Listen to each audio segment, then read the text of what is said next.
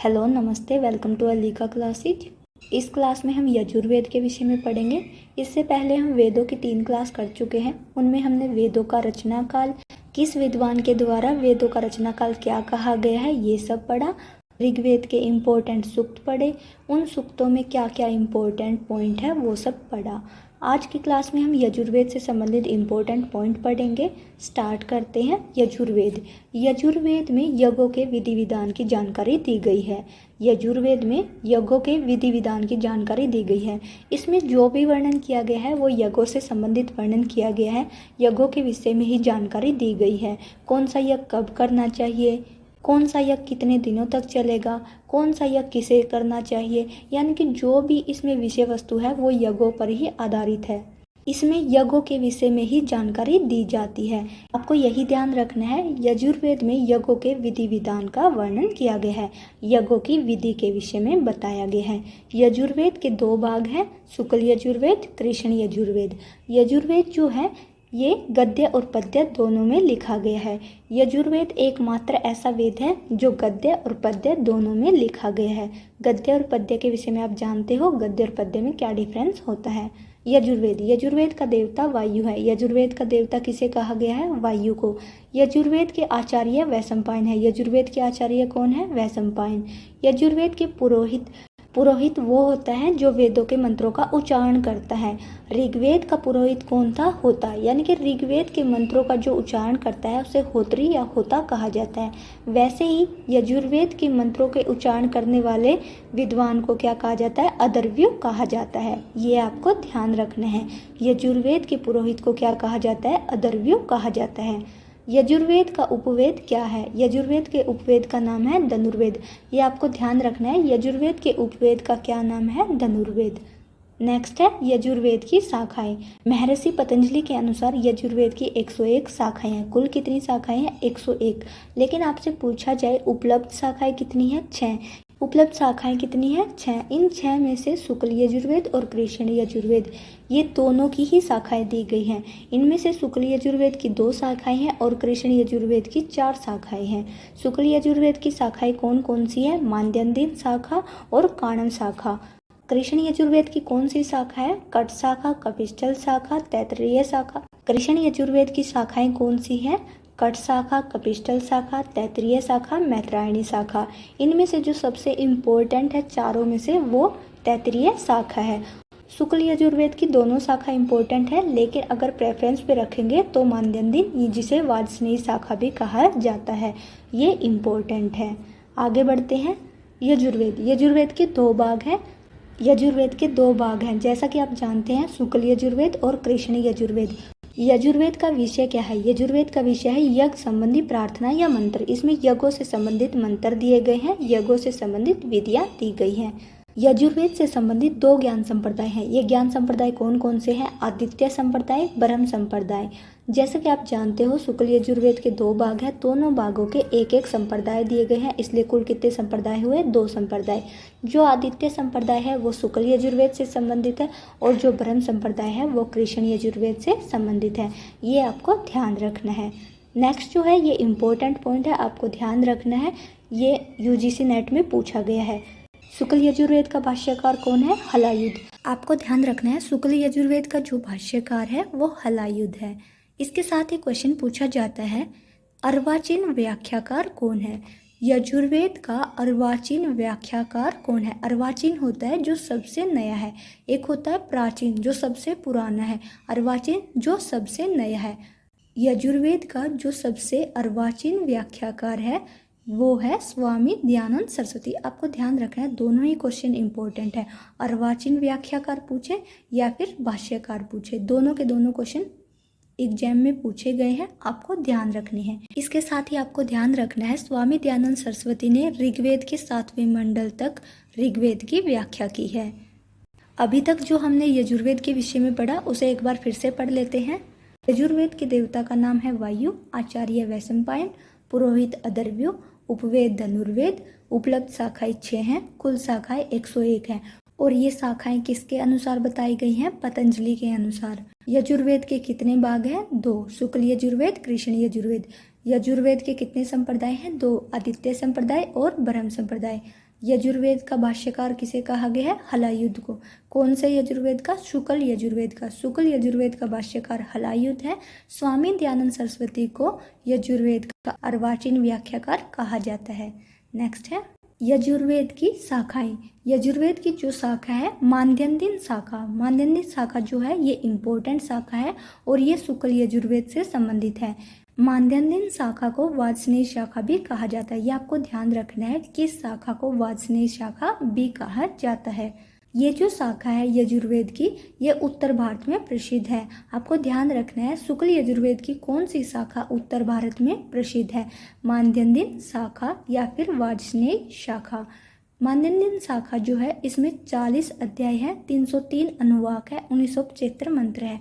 आपको इतना डिटेल में नहीं जाना है कि कितने अनुवाक हैं, कितने मंत्र हैं। बस इतना पूछा जा सकता है कि वाजस्नेयी शाखा में कितने अध्याय हैं। आपको ध्यान रखना है 40 अध्याय हैं। इन 40 अध्यायों में से कुछ इम्पोर्टेंट है, उनको ध्यान रखना है। जैसे जो 34वां अध्याय है ये बहुत ही इम्पोर्टेंट है। 34वां अध्याय जो है इसे शिव संकल्प सूक्त कहा गया है। ये क्वेश्चन पूछा गया है कि वाजस्नेयी शाखा का कौन सा अध्याय शिव संकल्प सूक्त के नाम से जाना जाता है? आपको ध्यान रखना है वाजस्नेयी शाखा का 34वां अध्याय शिव संकल्प सूक्त कहा जाता है। ये जो शिव संकल्प सूक्त है इसमें 6 मंत्र हैं। आपको ये भी ध्यान रखना है कि शिव संकल्प सूक्त में कितने मंत्र हैं? 6 मंत्र हैं। इसके बाद जो इम्पोर्टेंट है, बहुत ही ज़्यादा इम्पोर्टेंट है, वो ये है कि 40वां अध्याय वाजस्नेयी शाखा का 40वां अध्याय ईशावास्य उपनिषद के नाम से जाना जाता है। और ईशावास्य उपनिषद जो है ये सभी उपनिषदों में इम्पोर्टेंट है।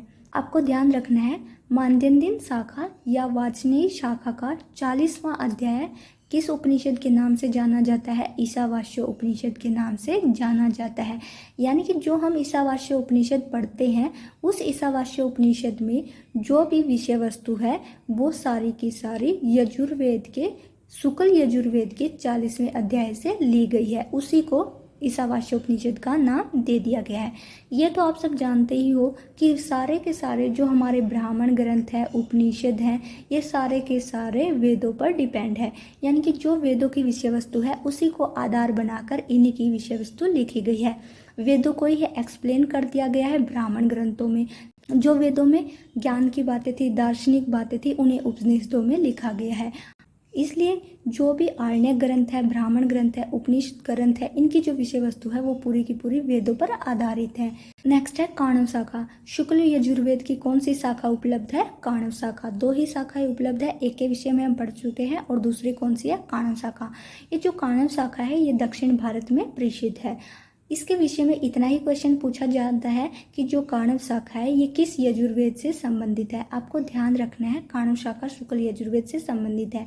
ये सब आपको नहीं पढ़ना है, अगर पढ़ो तो एक बार देख लेना, लेकिन इससे संबंधित ज़्यादा क्वेश्चन नहीं पूछे जाते हैं। इसमें जो इम्पोर्टेंट है वो वाजस्नेयी शाखा ही है। नेक्स्ट है इसके बाद जो हमने पढ़ा था कि 4 शाखाएं और हैं, वो 4 शाखाएं कौन सी थी? कृष्ण यजुर्वेद से संबंधित है। तैत्तिरीय शाखा, मैत्रायणी शाखा, कट शाखा, कपिस्टल शाखा। इनके विषय में एक बार सुन लीजिए। तैत्तिरीय शाखा, जो तैत्तिरीय शाखा है ये दक्षिण भारत में प्रसिद्ध है, इसमें 7 कांड है।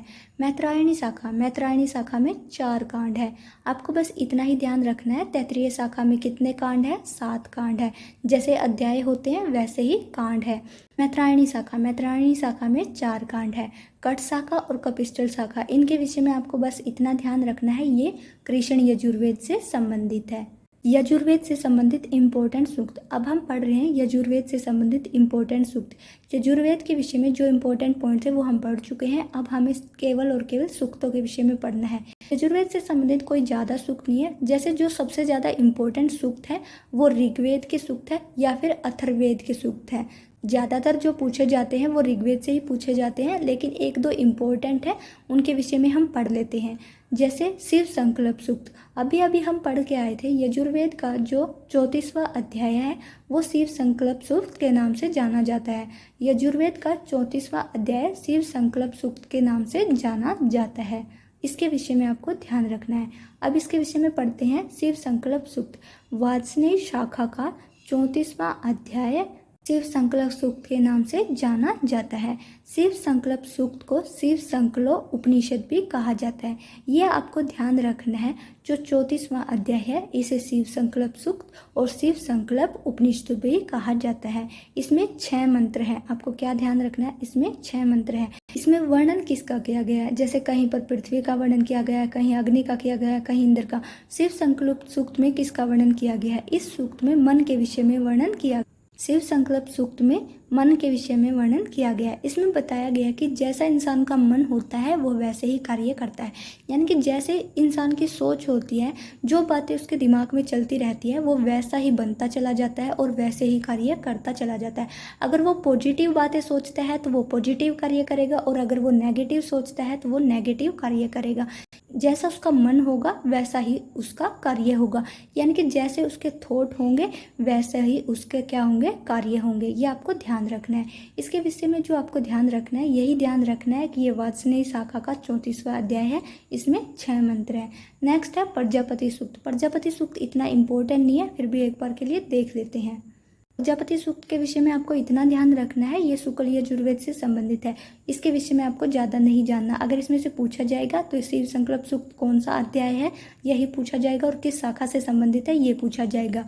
या फिर ये पूछा जा सकता है ईशावास्य उपनिषद कौन से अध्याय से संबंधित है। यजुर्वेद से संबंधित जो भी इम्पोर्टेंट पॉइंट थे वो हमने पढ़ लिए हैं। मोस्टली इन्हीं में से क्वेश्चन पूछा जाता है।